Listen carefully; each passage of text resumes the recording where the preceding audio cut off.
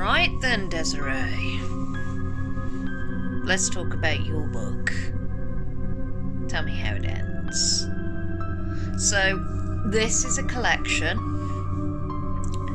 by Desiree Horton. And Desiree, I am in fucking awe at you, my love. Because that is some kick-ass story collection that you've pulled together. Starting with the beach house.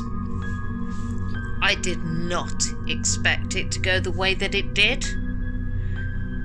So we have this woman, obviously in a broken marriage, talking about how disconnected she feels from her husband, how everything seems to be wrong between the two of them. They can't seem to reconnect, so this holiday is their last hurrah. And then she pulls the rug from under my ass, and I'm there going, wait a minute, the shithead's dead? What?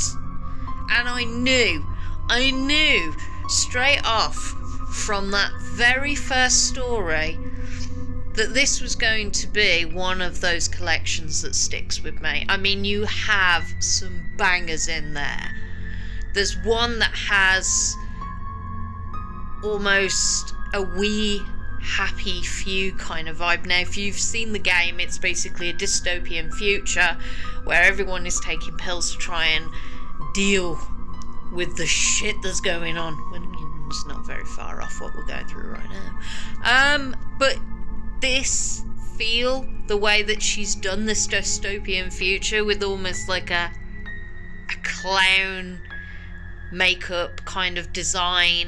Everybody's walking around with this painted, plastered face, dealing with the contaminated air and water, and oh my god, like that one I loved.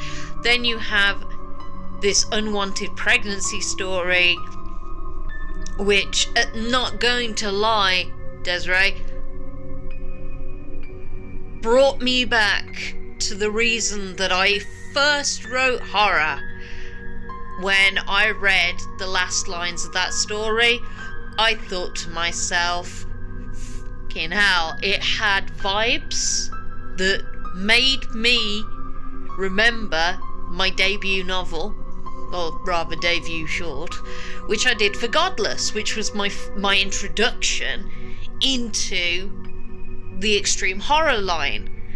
And I love the ending because I was sitting there going, oh, this reminds me why I love being a horror writer. And then you had other stories in this collection that kind of branched out into varying different, like the versatility. You can tell that Desiree has taken bits from her review side of things, like I do. I love doing the review side of things because it helps you as an author learn and adapt your own craft. Bloody hell, this woman blows it out the park. It's a short collection, but each story holds so much depth, detail, and they are prominent, each and every one of them.